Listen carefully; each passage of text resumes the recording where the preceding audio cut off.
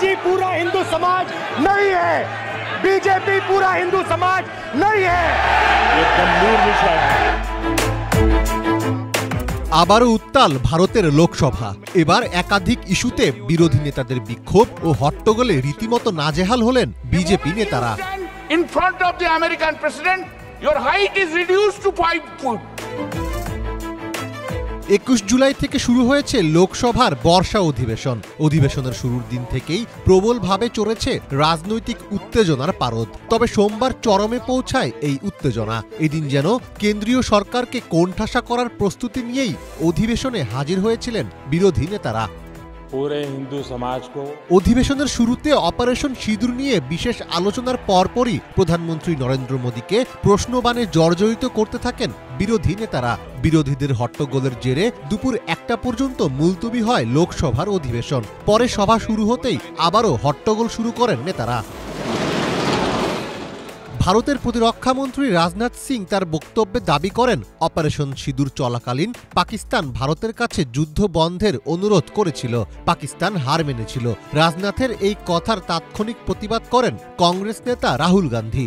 এরপর অপারেশন সিঁদুরে ভারতের ব্যর্থতা নিয়ে কড়া বক্তব্য রাখেন রাহুল, যা শুনে এক পর্যায়ে মেজাজ হারিয়ে দাঁড়িয়ে যান নরেন্দ্র মোদী। মোদী বলেন, রাহুলের এই বক্তব্য ভারত ও হিন্দুদের প্রতি অসম্মান। জবাবে রাহুল বলেন, মোদী ও বিজেপি মানেই পুরো হিন্দু সমাজ নয়। नरेंद्र मोदी जी पूरा हिंदू समाज नहीं है। এদিন কেন্দ্রীয় সরকারের সমালোচনায় সরব ছিলেন অন্যান্য বিরোধী দলের নেতারাও। মজলিসে ইত্তেহাদুল মুসলিমিনের সভাপতি আসাদুদ্দিন ওয়াইসি তার বক্তব্যে ভারতের পররাষ্ট্র নীতির তীব্র সমালোচনা করেন। তিনি প্রশ্ন রাখেন, পেহেলগামে সন্ত্রাসী হামলার পর পাকিস্তানের সাথে বিমান চলাচল বন্ধ করা হলো, বাণিজ্য বন্ধ করা হলো, তাহলে কোন যুক্তিতে ভারত পাকিস্তানের মধ্যে ক্রিকেট ম্যাচের আয়োজন করা হচ্ছে?